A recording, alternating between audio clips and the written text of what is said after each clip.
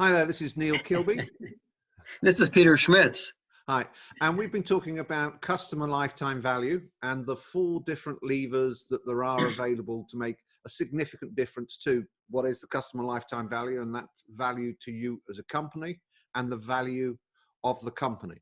So the first one, the 4 are customer acquisition, the customer spend, and profitable spend at that, frequency, and then retention. So how often do they come back, and then how long do they remain a customer?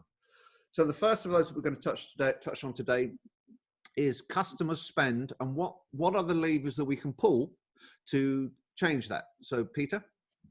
Well, good question. So we call it a lever, not a lever, but that's okay.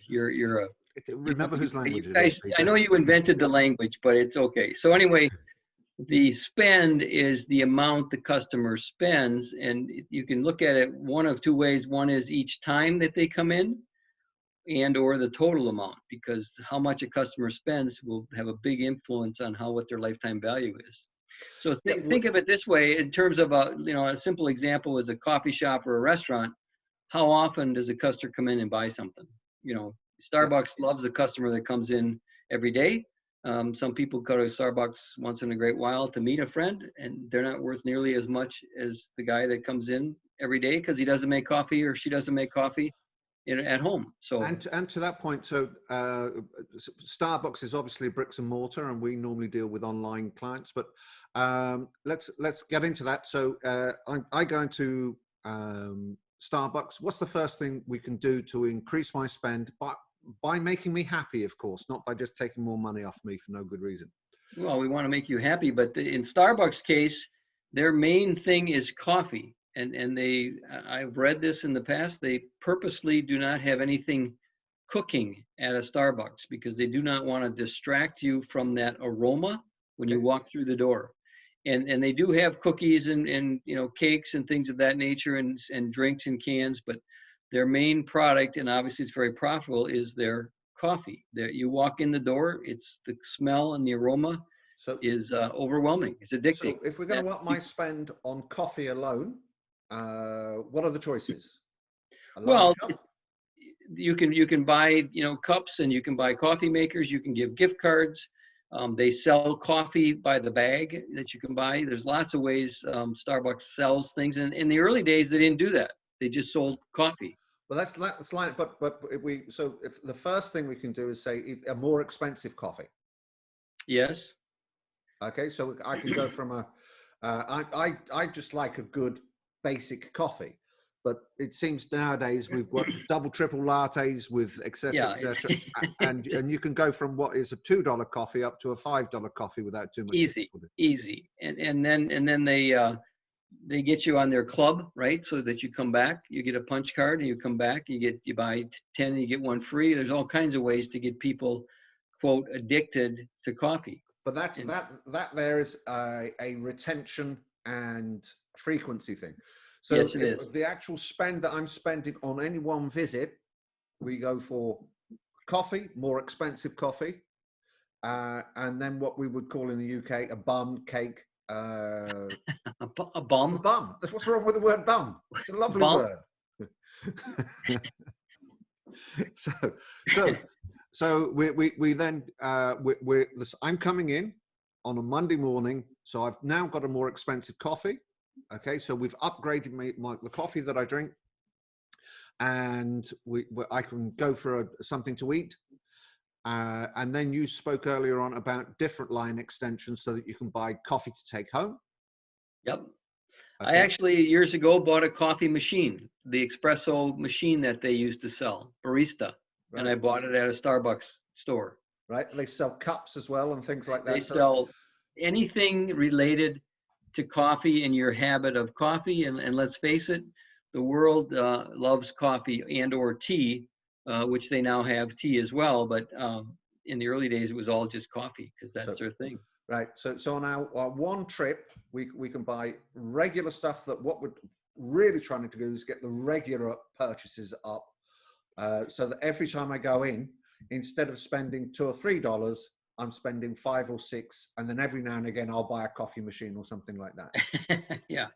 Yeah, just to increase your value and your experience. But you brought it up earlier that Starbucks is a brick and mortar. You can't buy it online. So let's take the Amazon model. That's all online. Everything they do is online. And how do they get customers to be addicted to Amazon? It's pretty simple. Well, there's lots of different things that they do. Yeah. One of them said people who also bought this. Well, and probably one of their greatest success stories is the Prime membership. Right, where you get free 2-day shipping as a Prime member. And I'd be surprised if they make money on the Prime membership itself, but they get a lot of repeat business and cash flow because of that. Yeah, that's increasing frequency and retention.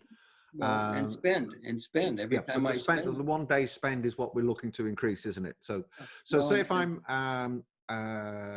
if I'm doing online beauty products. Okay, we can say, right, well, you've bought some eyeshadow. Did you want some foundation to go with that? So you've got one-click upsells. You've got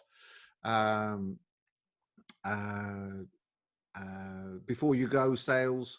So there's lots of opportunity to sort of. Well, one of the real popular ones is in the nutrition space, the vitamins and supplements, where you buy one.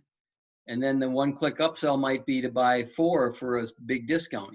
They just sold you to buy this particular product. It's some vitamins or such, and now they're offering you 4 or 6 bottles for a hefty discount.